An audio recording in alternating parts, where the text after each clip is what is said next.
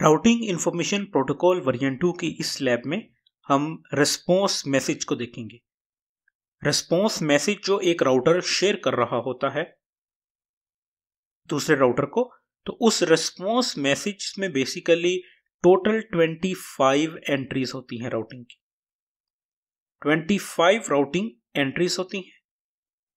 इन्हें हम कैप्चर करके देखेंगे।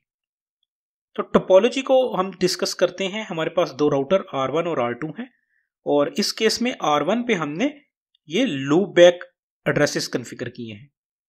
हमने ये 26 लूप बैक मेंशन है, जिनमें से 25 लूप बैक्स अभी R1 पे कॉन्फ़िगर्ड हैं और इन 25 लूप बैक्स को हमने राउटर R1 के रिप डेटाबेस में ऐड किया हुआ है। राउटर R1 और R2 के दरमियान रिप वर्जन 2 कॉन्फ़िगर्ड है और राउटर R1 जो है वो ये 25 लूप बैक्स की एंट्रीज को सेंड कर रहा है R2 को, जिसे हम कैप्चर करेंगे R1 और R2 के दरमियान इस लिंक पे। तो इस लैब में हम इन चार चीजों को देखेंगे, जिसमें से सबसे पहले हम रिस्पॉन्स मैसेज की इन 25 एंट्रीज को कैप्चर करेंगे। उसके बाद हम देखेंगे कि अगर हम एक और एंट्री ऐड करेंगे, 26 एंट्री जब हम ऐड करेंगे तो तब हम इंपैक्ट चेक करेंगे कि रिस्पॉन्स मैसेज का इंपैक्ट क्या होता है। उसके बाद हम ऑथेंटिकेशन कॉन्फ़िगर करेंगे और ऑथेंटिकेशन के बाद हम इसको देखेंगे कि रिस्पॉन्स मैसेज जो हम कैप्चर कर रहे हैं उस पर क्या इंपैक्ट आता है।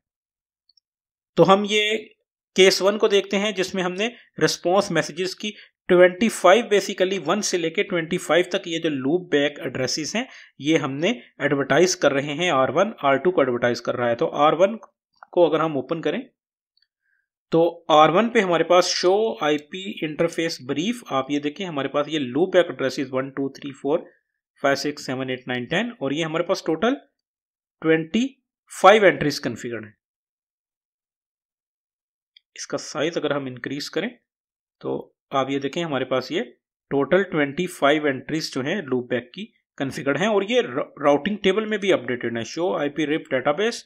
तो आप यहाँ पे देखें हमारे पास ये 25 एंट्रीज जो है राउटर R1 के रिप डेटाबेस में ऐड है।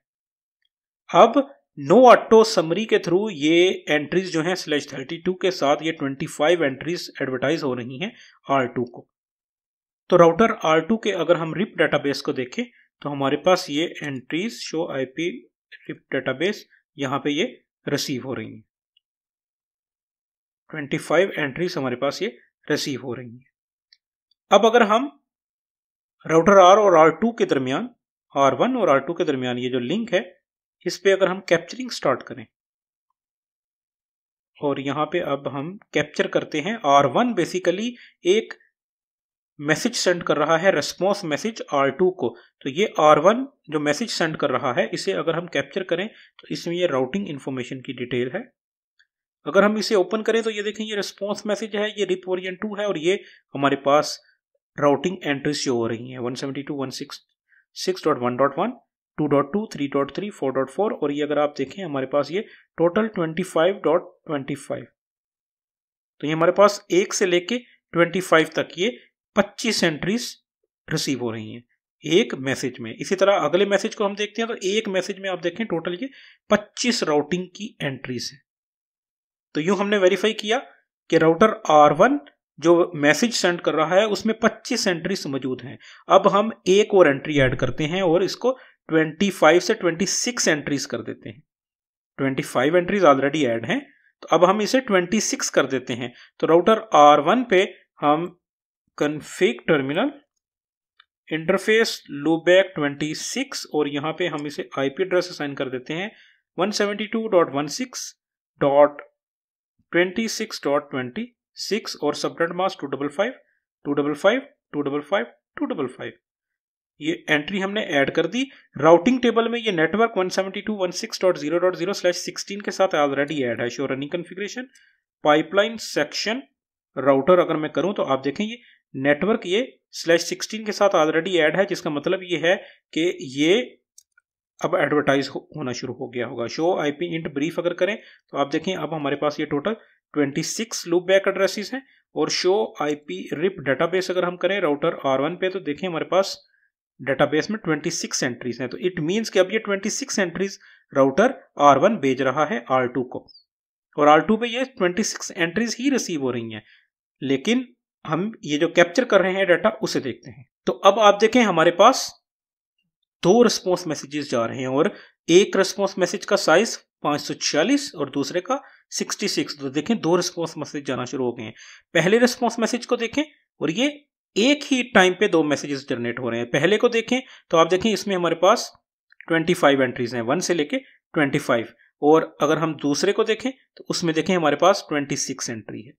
तो इट मीन्स के एक मैसेज में हमारे पास टोटल 25 एंट्रीज जो हैं वो राउटिंग एंट्रीज जो हैं वो जाती हैं, इससे ज्यादा नहीं जा सकती।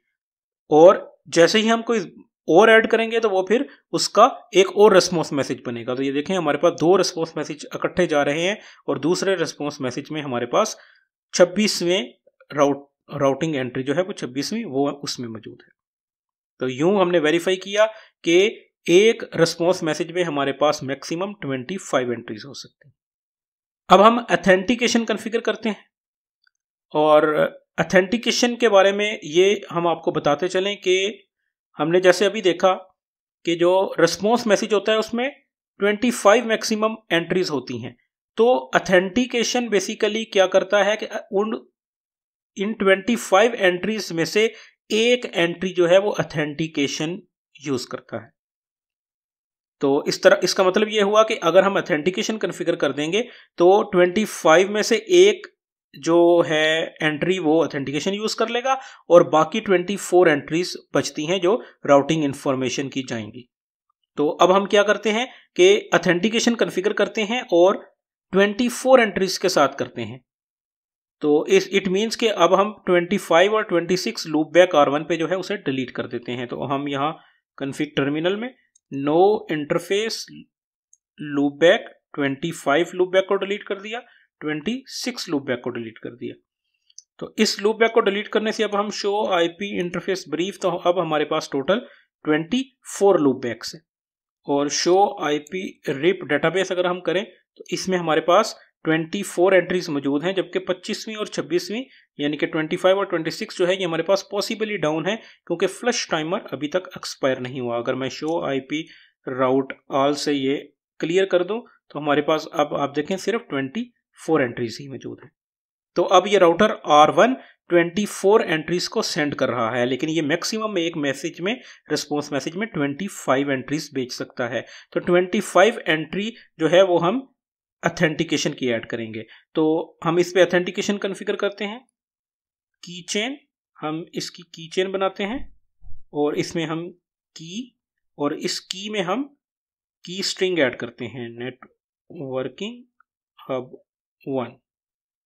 इस की चेन को हम इंप्लीमेंट करेंगे इंटरफेस पे, वो इंटरफेस जहां पे ये मैसेजेस एक्सचेंज हो रहे हैं, जो कि है फास्ट इथरनेट 0/1 इस केस में।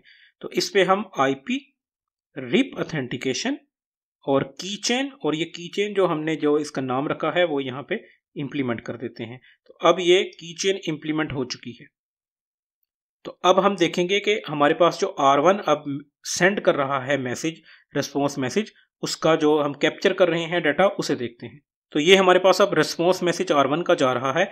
इसे अगर हम देखें तो आप देखें इसमें हमारे पास जो एंट्रीज हैं वो 24 तक हैं, और इसमें एक एंट्री ये देखें ऑथेंटिकेशन की है सिंपल पासवर्ड के साथ जो हमने कॉन्फ़िगर की है, और इसमें हमारे पास ये ऑथेंटिकेशन की इंफॉर्मेशन है। तो 25 जो एंट्रीज हमारे पास होती हैं उसमें से पहली एंट्री जो है वो ऑथेंटिकेशन के लिए यूज हो गई है, और बाकी 24 राउट्स की डिटेल मौजूद है। तो ये टोटल हमारे पास 25 एंट्रीज होती हैं। तो हमने वेरीफाई किया कि राउटर R1 25 एंट्रीज के साथ रिस्पॉन्स मैसेज भेज रहा है, जिसमें से एक पहली एंट्री जो है वो ऑथेंटिकेशन की है, जिसमें ऑथेंटिकेशन की डिटेल है, और बाकी 24 राउट्स जो हैं वो सेंड हो रहे हैं। तो अब हम एक क्या करते हैं कि एक राउट और ऐड करते हैं। तो 25 एंट्री जो है उसको हम ऐड करते हैं। तो राउटर R1 पे हम लूप बैक 25 कॉन्फ़िगर करते हैं, और इसे हम आईपी एड्रेस असाइन करते हैं 172.168 .25.25 और सबनेट मास्क 255 255 255 255। और अगर हम show running configuration pipeline section router, इसे हम एंटर करें तो अब हमारे पास देखें ये नेटवर्क ऑलरेडी /16 के साथ मौजूद था, तो इसकी बदौलत अब हमारे पास शो आईपी रिप डेटाबेस में ये 25 एंट्री भी ऐड है और ये एडवर्टाइज भी हो रही होगी। तो अब ये एडवर्टाइज हो रही है, तो अब हमारे पास 25 जो है वो राउटिंग एंट्रीज हैं और एक ऑथेंटिकेशन है, टोटल 26 एंट्रीज हो गई। तो इसका इंपैक्ट अब हम देखते हैं। तो अब देखें हमारे पास दो मैसेजेस इकट्ठे जनरेट हो रहे हैं। पहले मैसेज में हमारे पास ऑथेंटिकेशन और 24 राउट्स की डिटेल है, मींस टोटल 25 एंट्रीज हैं जिसमें से एक ऑथेंटिकेशन है और 24 राउट्स हैं। और दूसरी एंट्री में आप देखें हमारे पास 25वीं एंट्री है, क्योंकि अब हमारे पास 25 एंट्रीज और एक ऑथेंटिकेशन, टोटल 26 एंट्रीज बनती हैं। तो 25 एंट्रीज जो है वो हमारे पास ये पहले रिस्पॉन्स मैसेज में और दूसरे रिस्पॉन्स मैसेज में हमारे पास जो है वो 25वें लूप बैक की जो एंट्री है जो कि वो जा रही है। तो यूं हमने ऑथेंटिकेशन के साथ भी इसका इंपैक्ट देखा। तो हमने देखा कि हमारे पास जो रिस्पॉन्स मैसेज होता है उसमें टोटल 25 एंट्रीज होती हैं। 25 एंट्रीज से अगर ज्यादा होंगी तो वो दूसरा मैसेज रिस्पॉन्स मैसेज साथ ही जनरेट होगा। तो इसका मतलब ये हुआ कि अगर हमारे पास एक राउटर पे 100 एंट्रीज हैं, वो 100 एंट्रीज को भेज रहा है, तो इट मीन्स के 25 के 4 हमारे पास रिस्पॉन्स मैसेज जनरेट होंगे और हर रिस्पॉन्स मैसेज में 25 एंट्रीज होंगी। और अगर हम ऑथेंटिकेशन कॉन्फ़िगर कर देते हैं तो ऑथेंटिकेशन जो है वो एक एंट्री को यूटिलाइज करता है। तो ऑथेंटिकेशन अगर हम कॉन्फ़िगर करेंगे तो हमारे पास 25 एंट्रीज में से एक एंट्री जो है वो ऑथेंटिकेशन के लिए यूज हो जाएगी और बाकी राउटिंग इंफॉर्मेशन की एंट्रीज होंगी। तो जैसा कि हमने देखा कि हमारे पास राउटर R1 जो है वो 25 एंट्रीज को एडवर्टाइज कर रहा है, जिसमें से एक हमने ऑथेंटिकेशन भी कॉन्फ़िगरेशन कर दिया, तो टोटल 26 हो गई हैं। तो हमारे पास दो रिस्पॉन्स मैसेजेस बन रहे हैं, एक में हमारे पास ऑथेंटिकेशन और 24 राउट्स की इंफॉर्मेशन, टोटल 25 एंट्रीज जो है वो सेंड हो रही हैं, और देन एक और साथ ही मैसेज जो है वो जनरेट हो रहा है रिस्पॉन्स मैसेज, जिसमें ये 25 जो लूप बैक हमने बनाया है उसकी एंट्री जा रही है। इसी तरह राउटर R1 पे अगर हम एक लूप बैक और बना दें, इंटरफेस लूप बैक 26, और इसे हम आईपी एड्रेस असाइन कर दें, आईपी एड्रेस 172.168.26.26 और सबनेट मास्क 255.255.255.255। और ये एंट्री भी जो है ये भी एडवर्टाइज होना शुरू हो गई होगी, क्योंकि show running configuration pipeline section router अगर हम करें तो आप देखें हमारे पास ये /16 के साथ पूरा नेटवर्क अलाउड है। तो ये राउटिंग एंट्री अब एडवर्टाइज हो चुकी है। अब हमारे पास 26 राउटिंग इन्फॉर्मेशन और एक ऑथेंटिकेशन, टोटल 27 है। तो अब हम रिस्पॉन्स मैसेज देखते हैं। हमारे पास दो रिस्पॉन्स मैसेज जनरेट हो रहे हैं। पहले रिस्पॉन्स मैसेज में देखें हमारे पास एक ऑथेंटिकेशन और 24 राउट्स, टोटल 25 एंट्रीज बनती हैं। और दूसरे रिस्पॉन्स मैसेज को देखें तो उसमें हमारे पास 25वीं और 26वीं यानी कि 25 और 26 लूप बैक यानी कि दो एंट्रीज की डिटेल मौजूद है। तो इस तरह हमारे पास एक रिस्पॉन्स मैसेज में टोटल 25 एंट्रीज होती हैं, और अगर हम ऑथेंटिकेशन कॉन्फ़िगर कर दें तो हमारे पास ऑथेंटिकेशन की इंफॉर्मेशन भी जाएगी। और एक चीज़ हम और यहाँ पे नोट कर सकते हैं कि दूसरे रिस्पॉन्स मैसेज में भी ऑथेंटिकेशन की इंफॉर्मेशन मौजूद है। तो हर रिस्पॉन्स मैसेज में एक ऑथेंटिकेशन की इंफॉर्मेशन लाजमी होगी अगर हमने ऑथेंटिकेशन कॉन्फ़िगर की हुई है।